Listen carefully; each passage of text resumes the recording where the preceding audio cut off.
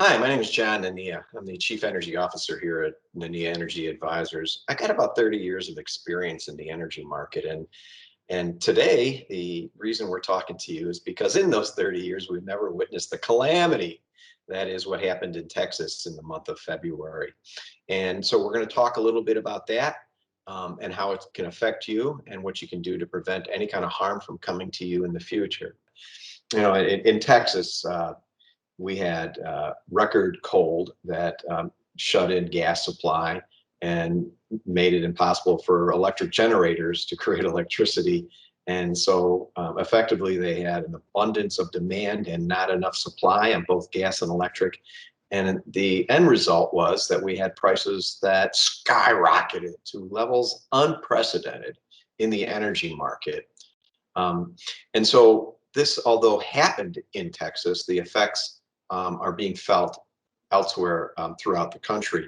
So why are we talking about this? Because ultimately it's going to affect how business is done in the energy business going forward. Um, how can clients with a fixed price be so hurt in this calamity is one of the questions. And to answer that, we have to look at what's in the agreement.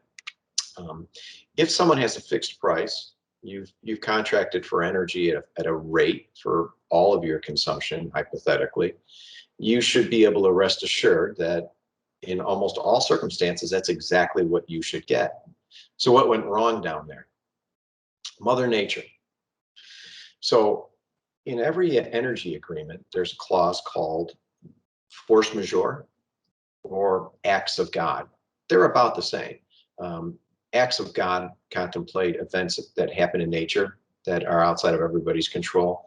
Force majeure incorporates those acts of nature as well as contemplates that there's acts that man created. Think about war, riots, civil unrest, things like that.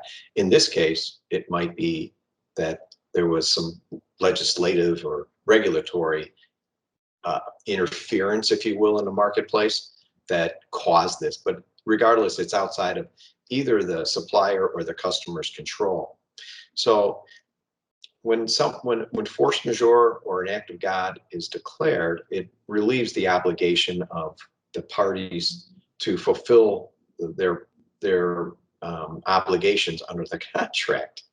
And throws everything up in the air. No one in the supply community likes to ever declare force majeure. It's an evil word for many, or evil term, but it is what it is, and it's the first time since probably 2013 or 14 that it's been called.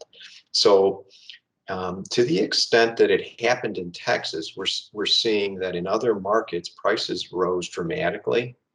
And depending on where the supplier purchased their power or gas for customers throughout the country, they may have passed along some of those costs to them. So this is a time to be incredibly or keenly tuned into your energy bills, to look for discrepancies and to challenge the notion, the whatever is behind the numbers this month, so that you can be better apprised of what happened, and so that too, if there is some opportunity to learn from this or to do a better job of hedging yourself, you can do that going forward.